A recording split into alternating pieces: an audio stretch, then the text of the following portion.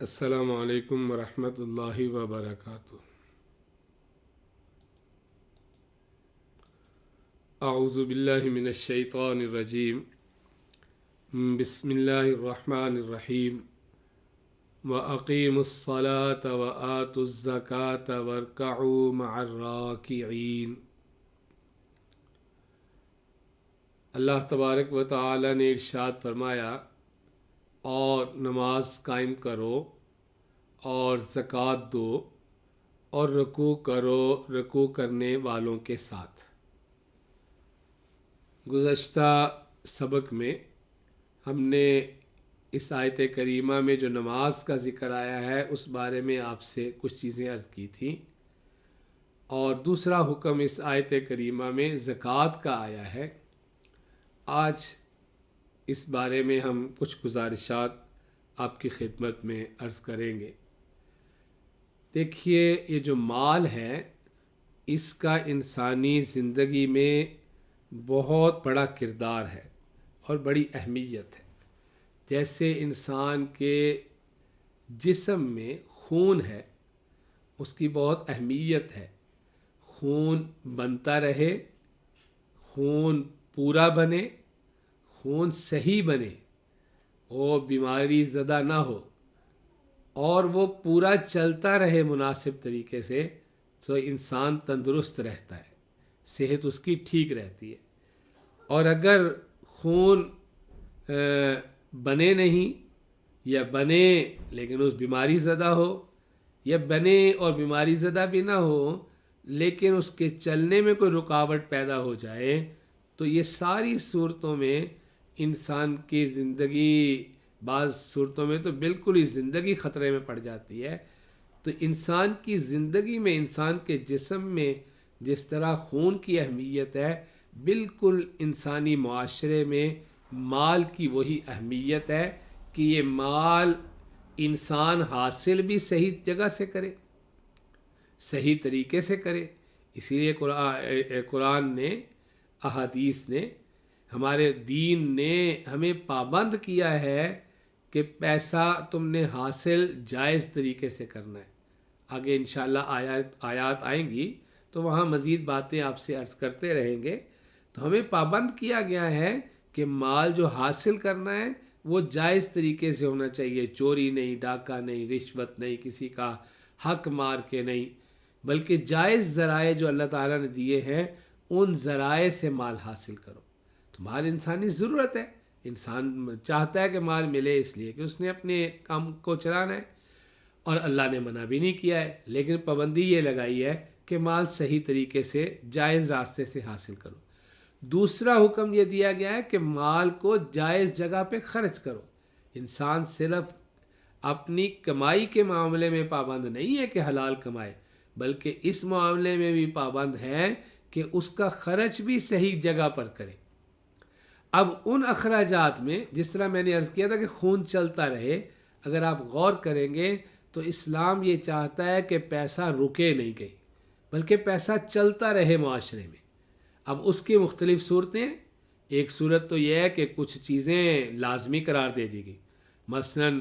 بیوی بچوں کا نان نفقہ، ان کی ضروریات، یہ لازمی قرار دے دی مرد پر، اب وہ خرچ کرے گا تو مال چلے گا، اس کے پاس سے آگے جائے گا کہیں۔ اسی طرح اور چیزیں لازمی قرار دی گئی ہیں، مثلاً قربانی ہے،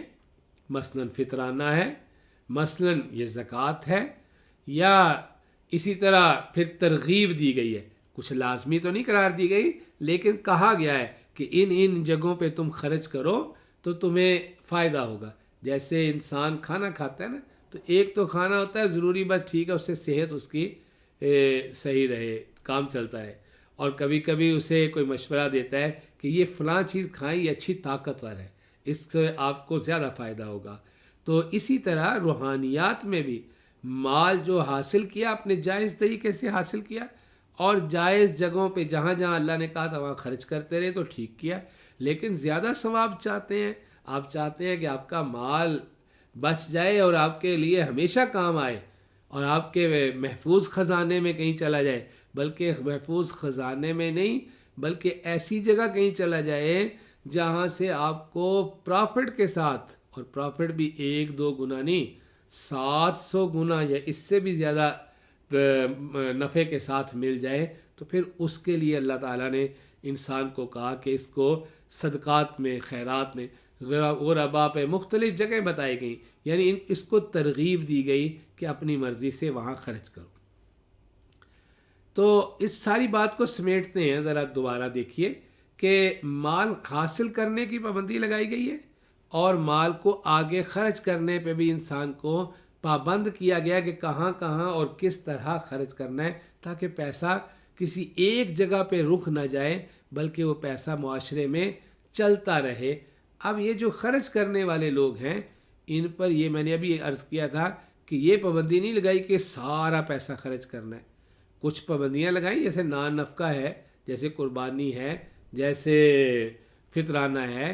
لیکن پیسہ جمع کرنے کی بھی اجازت دی گئی، ٹھیک ہے، باقی پیسہ تم رکھنا چاہتے ہو تمہاری مرضی ہے رکھ لو، لیکن اب اس میں کچھ ایک لمٹ متعین کی گئی ہے،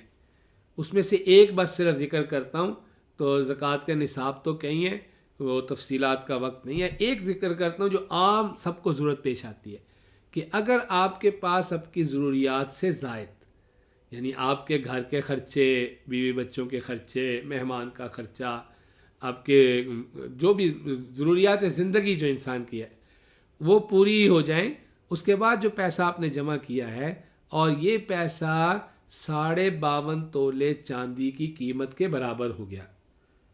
آج مارکیٹ سے پتہ کر لیں 52.5 تولے چاندی کی قیمت جو ہے، یا جب بھی دیکھنا ہو اس دن مارکیٹ سے چیک کیا جائے کہ 52.5 تولے چاندی کی قیمت کیا ہے۔ اگر اتنا مال آ گیا، مثال کے طور پہ آج اگر 52.5 تولے چاندی کی قیمت فرض کر لیتے ہیں 1 لاکھ روپیہ ہے، تو اپنی ضروریات سے زائد جس آدمی کے پاس اتنا پیسہ ہو گیا آج، تو یہ آدمی صاحب نصاب ہو گیا، یعنی اس لیمٹ پہ پہنچ گیا جہاں اللہ نے اب اس پر زکوٰۃ فرض قرار دے دی ہے کہ اب تم نے زکوٰۃ دینی ہے۔ اب زکوٰۃ دینی کب ہے؟ حضور صلی اللہ علیہ وسلم نے اس کی ساری تفصیلات مختلف احادیث میں چیزیں جو آئی ہیں وہ آپ نے تفصیلات سمجھا دیں کہ 1 سال کے بعد اس معاملے کو ذرا سمجھنا چاہیے، لوگ بہت غلطی کرتے ہیں۔ یہ جس تاریخ کو پہلی مرتبہ انسان کوئی صاحب نصاب ہوا ہے، تاریخ سے مراد چاند کی تاریخ ہے، یعنی آج کل اگر ربیع الثانی چل رہا ہے تو ربیع الثانی کی جو تاریخ آج ہے، اگر آج کوئی آدمی صاحب نصاب ہوگا تو یہی تاریخ اس کو نوٹ کرنی ہوگی، اور آئندہ اسی تاریخ کو اگلے سال وہ اپنا حساب کتاب دیکھے گا، کل حساب کتاب جو کچھ اس کے پاس ہے، تو اس میں جتنا مال اس کے پاس ہے اس پہ حساب ہوگا کہ اب اس کے پاس ضروریات سے زائد اتنا پیسہ ہے تو اس پہ وہ زکوٰۃ دے گا۔ یہ نہیں ہے کہ سال میں جب مرضی دیتا رہے اور جب کہیں سے کچھ پیسے آئے ہیں تو اس میں سے کچھ زکوٰۃ دے دی، ایسے نہیں ہے، بلکہ ہر انسان کی، اور نہ ہی ایسے ہے کہ رمضان کی، بعض لوگ یہ سمجھتے ہیں کہ یکم رمضان کو زکوٰۃ دینی چاہیے، وہ تو ہمارے معاشرے میں، ہمارے ملک میں ایک نظام آیا تھا جو رمضان میں یکم تاریخ کو زکوٰۃ کاٹا کرتے تھے، اور وہاں سے وہ یہ بہت مشہور ہو گئی بات، ورنہ یہ کوئی شریعت نے اصول متعین نہیں کیا ہے۔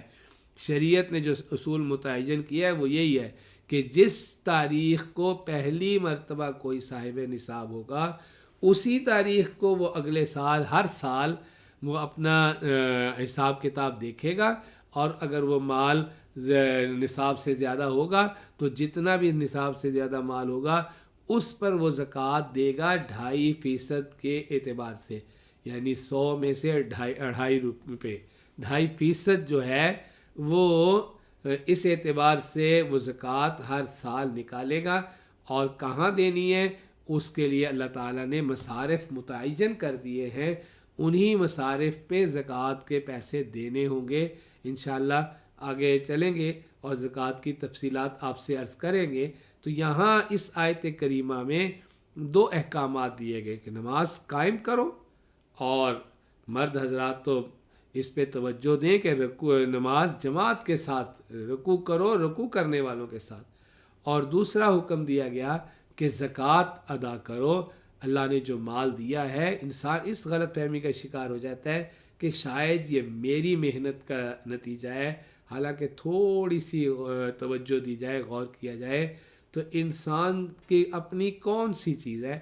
کیا اپنی عقل ہے؟ وہ بھی اللہ کی دی ہوئی ہے۔ کیا اپنی قوت ہے؟ وہ بھی اللہ کی دی ہوئی ہے۔ اسباب اور ذرائع جتنے ہیں، انسان تو اللہ کی دی ہوئی